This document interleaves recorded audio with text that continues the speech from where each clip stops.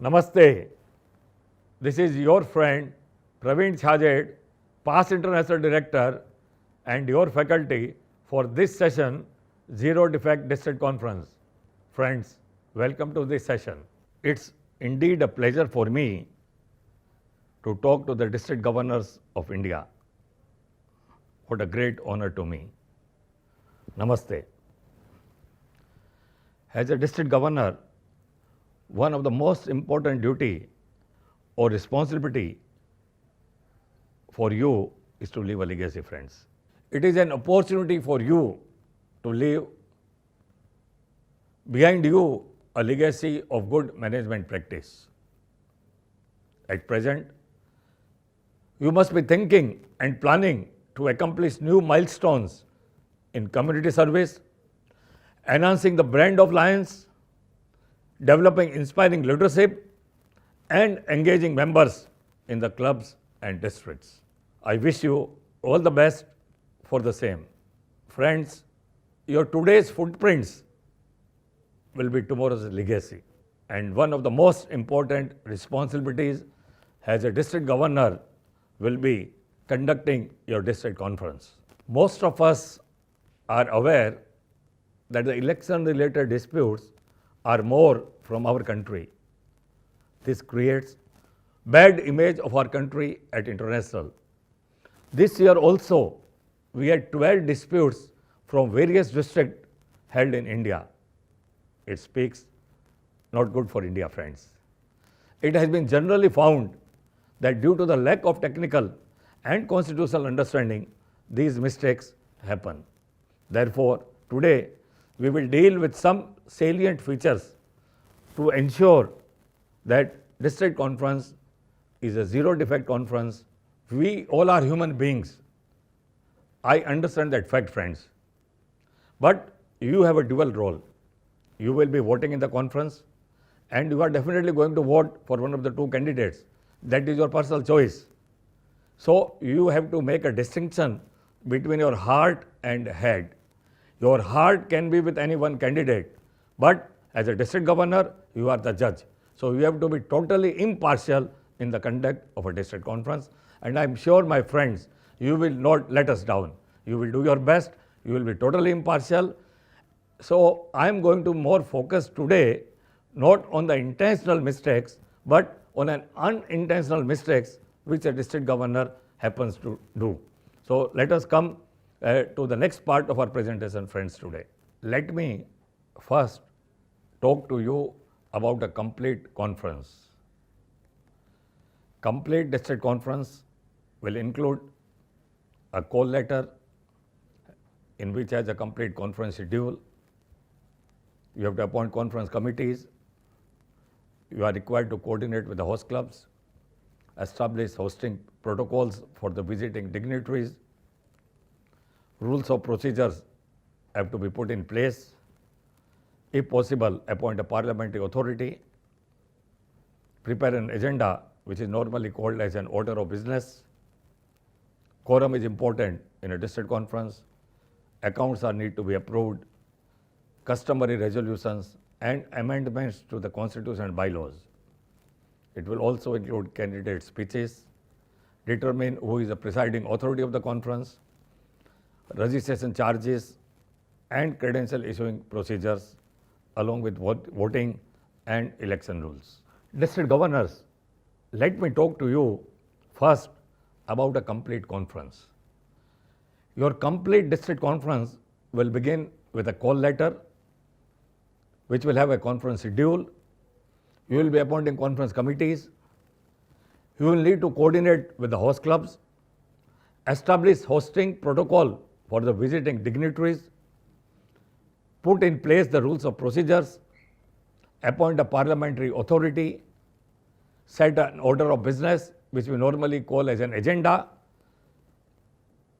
Think about your quorums. You will need to approve your accounts. Various resolutions will be approved.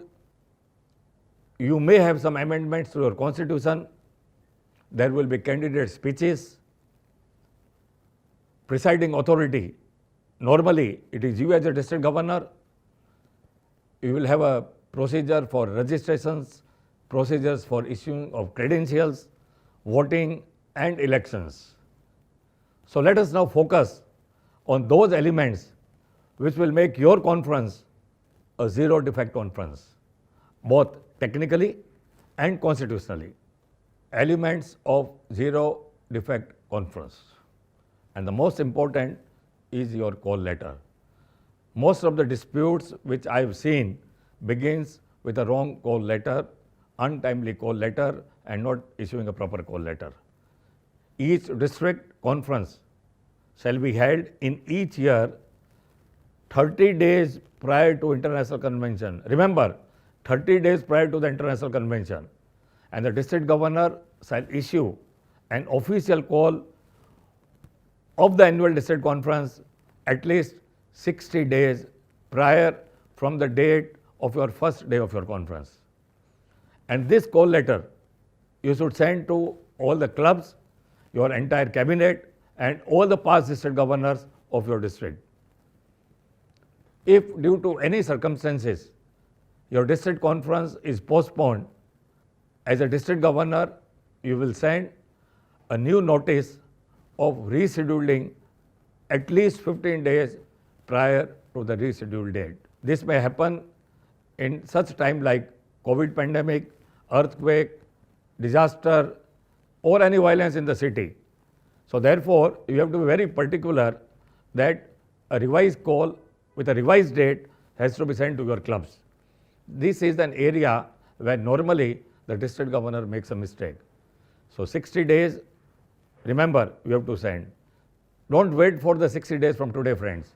You know that 60 days is the minimum deadline. And who prevents you today from putting a draft call letter in your computer today, friends?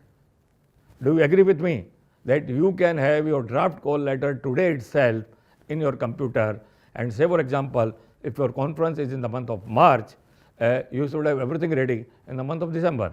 And I'm sure most of the disputes you will be able to save because of this timely district conference. For the smooth conduct of a district conference, I will advise you to appoint a sergeant at arms. The district governor may appoint sergeant at arms for the peaceful and smooth working at the conference. In the absence of such appointment, the district governor or in his or her absence, the presiding officer has and when necessary shall direct suitable person to perform the duties of sergeant at arms.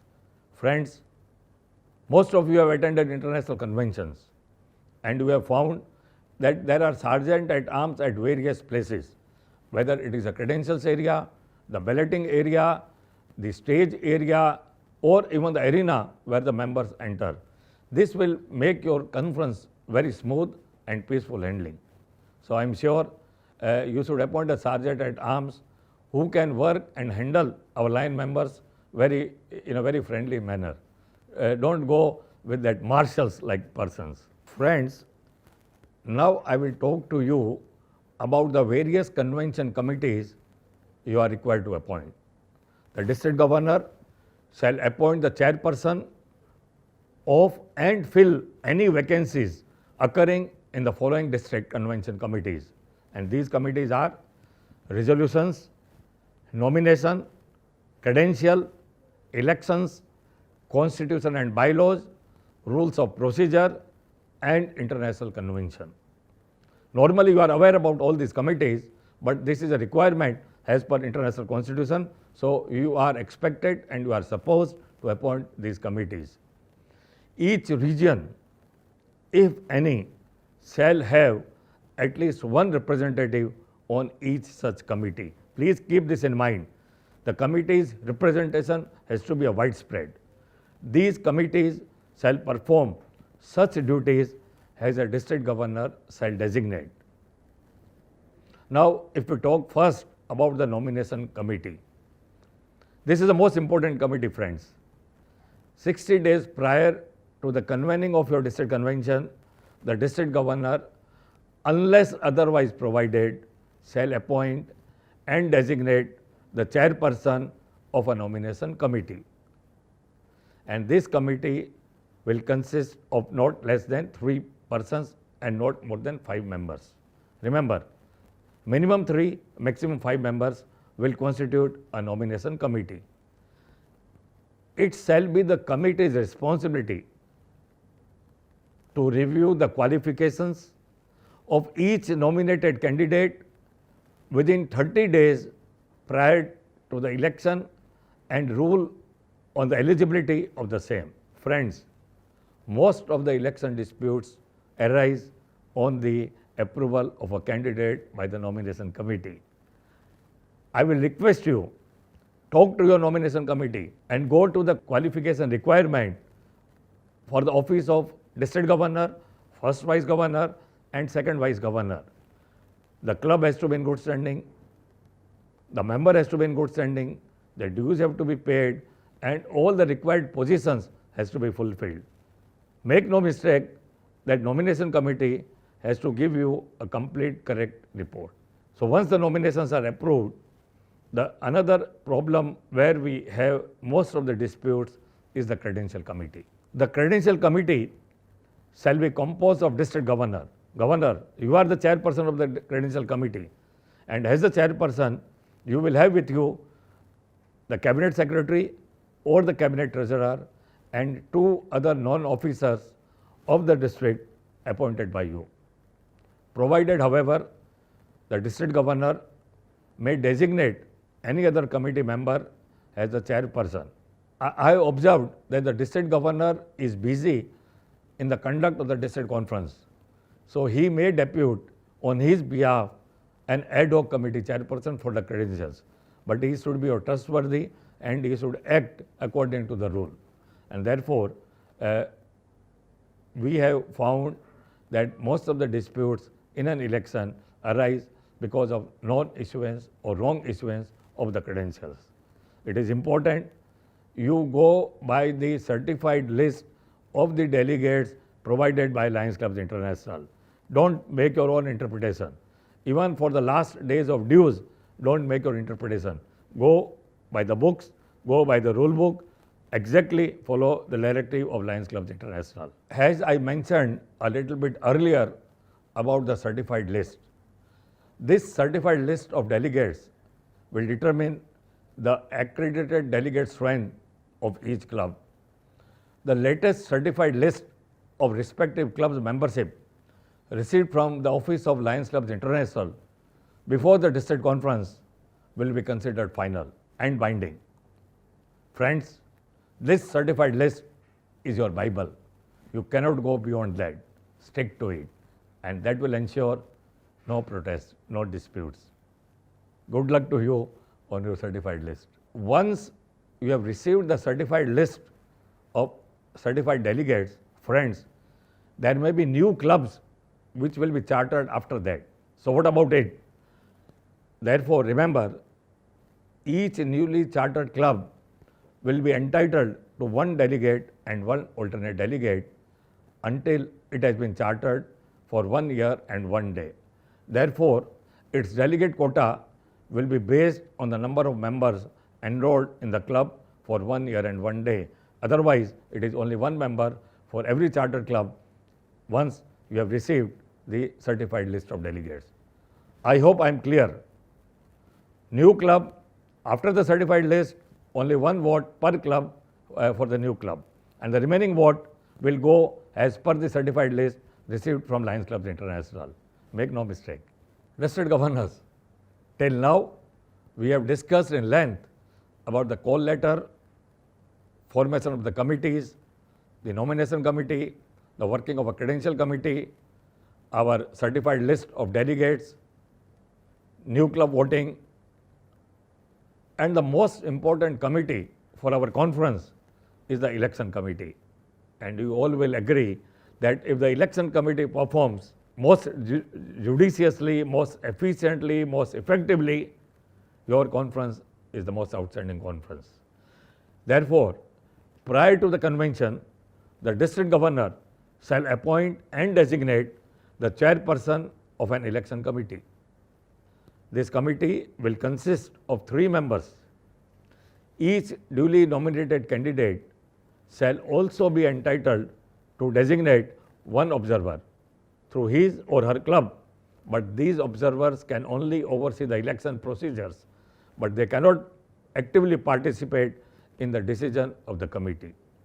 The election committee shall be responsible for preparation of election materials, vote tabulation, and resolving any questions concerning the validity of individual ballots.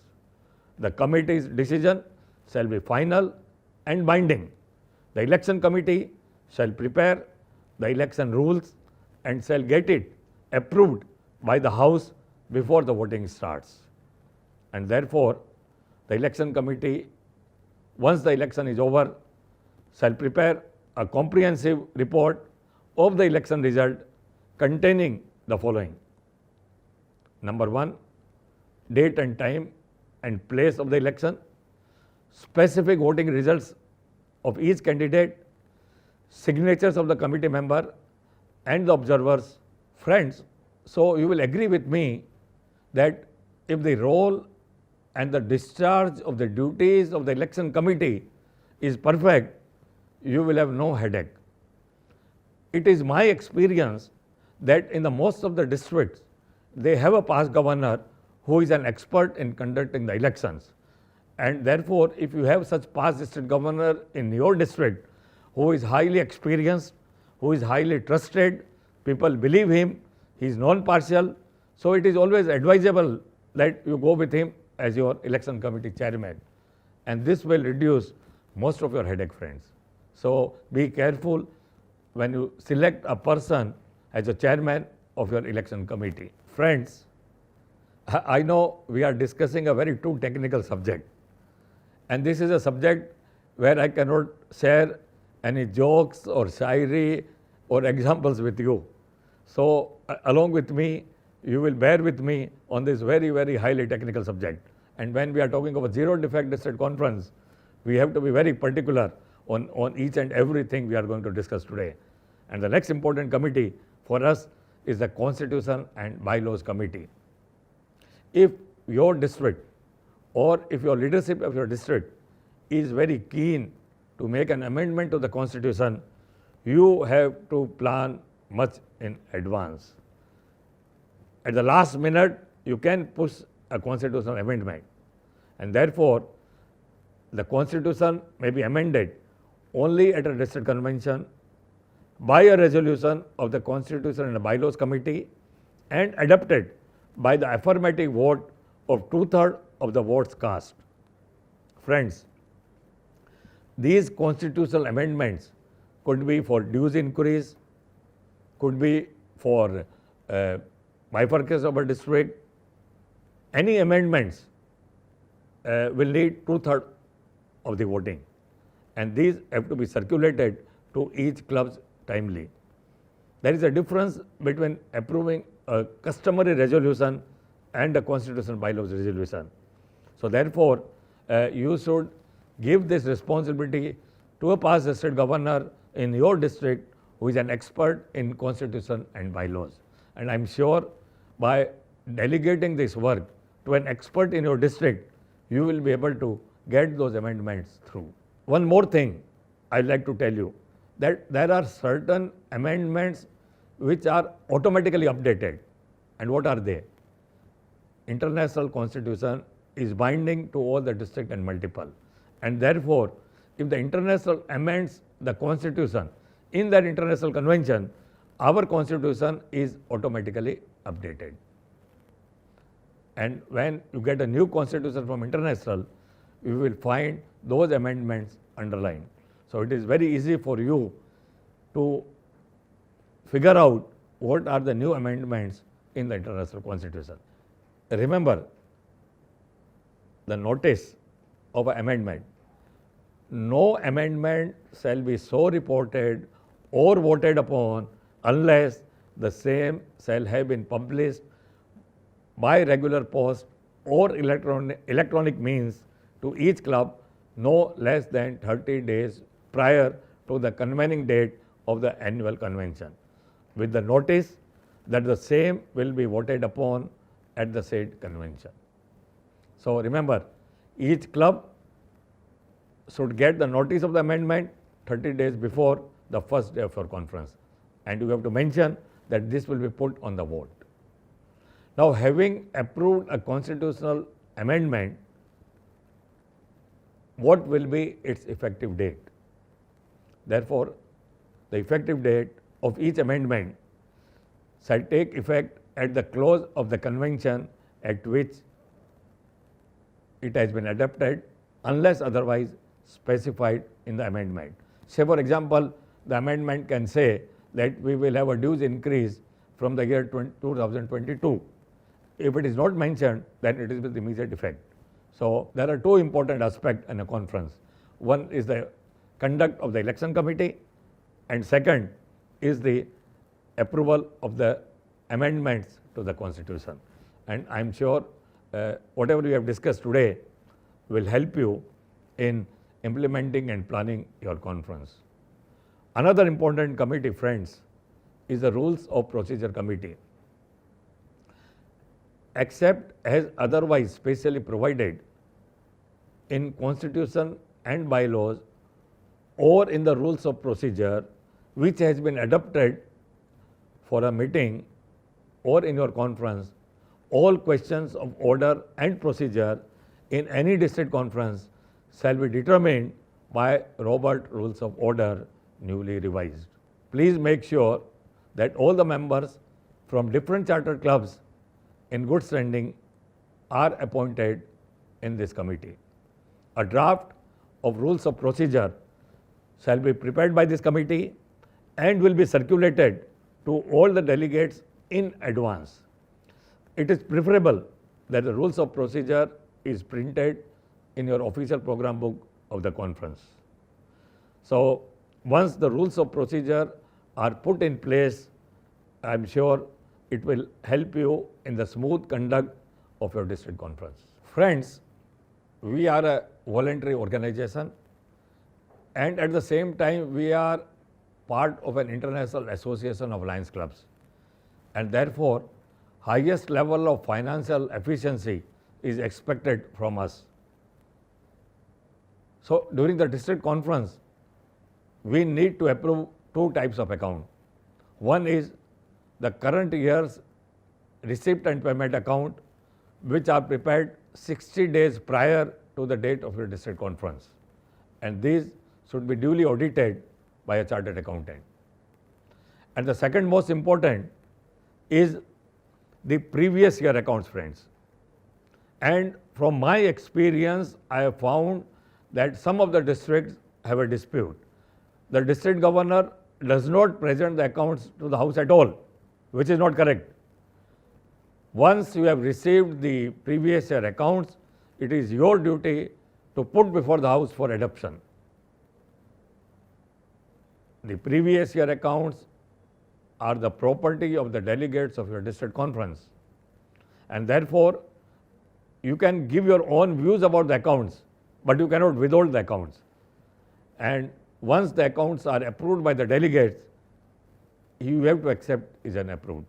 I am sure you will lay some best practices in the financial management and the financial transparency of getting your own accounts approved and getting the previous year account approved in your district conference. This will strengthen the convictions of the line members in the leadership. This will strengthen the conviction of the community in the Lions Clubs. So, let us lay highest standard of financial administration. Till now, we have discussed all the important aspects of your district conference. So, let us presume that your credentials were okay, nominations were okay, the constitution amendment was okay, elections were okay, and your conference is over. We had an outstanding conference, a memorable conference, and people are going to remember for years to come. But what happens if you do not do the follow-up action? And what are the follow-up actions required, my friends? Number one, it is your duty to report to the Lions Clubs International the new officers that have been elected. There is a prescribed form which you have to fill along with their membership number, the club name, and the designations for which they have been elected, and then they will receive the communications.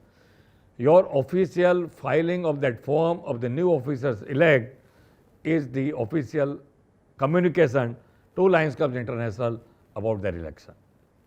And one more thing which is expected from you is that within 60 days, after the close of each single, sub and multiple district convention, the Cabinet Secretary shall transmit one copy of the minutes or the proceedings to the international office and one copy to each district governor of the multiple and the past district governor.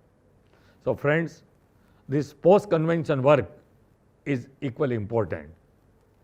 So I'm sure that your Cabinet Secretary will be very efficient and you have to monitor his work, because maybe by the time the conference is over, he is appointed to a new position by your incoming governor. So don't allow him to be lazy and make sure that he continues to work for you. It has happened. So don't laugh over what I have said, friends. Let me talk to you about another important aspect which will enhance your confidence during the conference. We all have experienced that when we wear a good dress, we are properly attired, that gives a lot of confidence in working.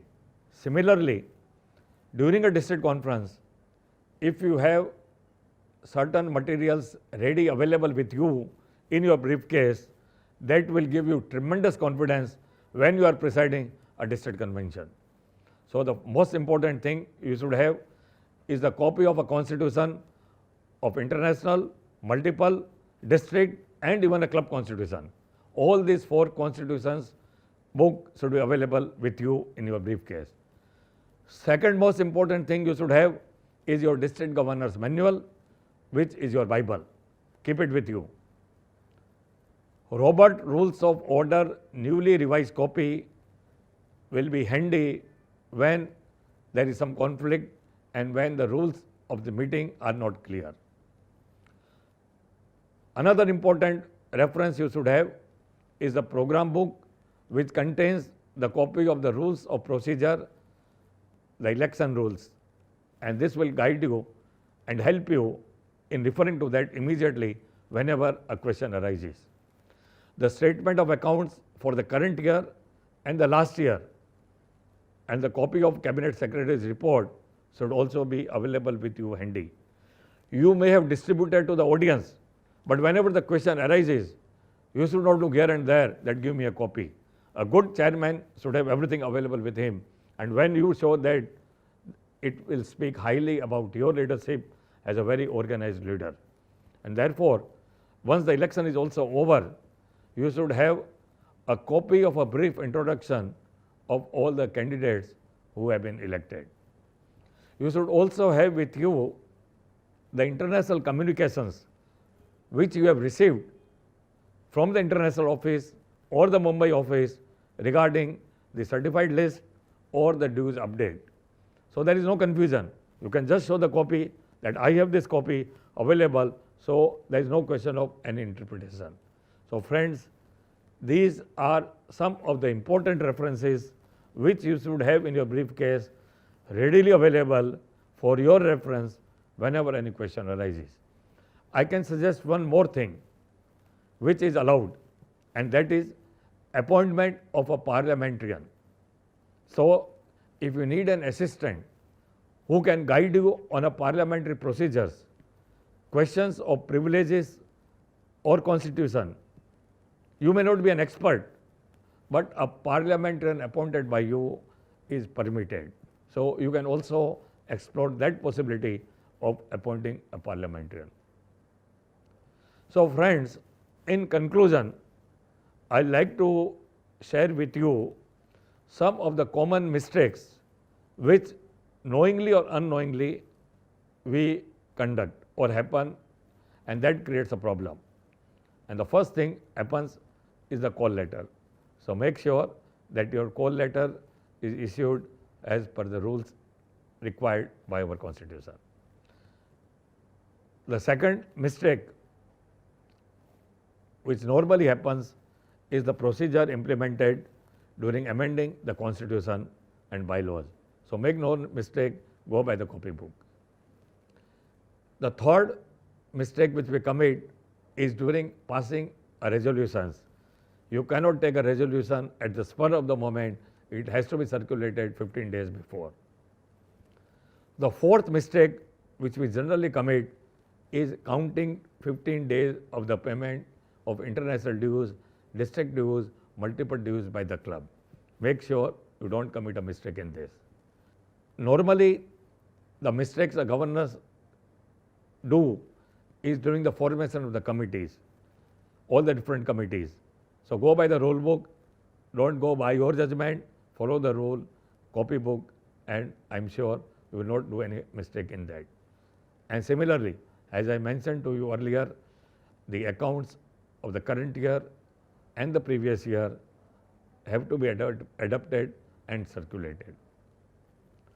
List of certified clubs with eligible number count, go by the international rule, don't go by your judgment. No mistake in that again.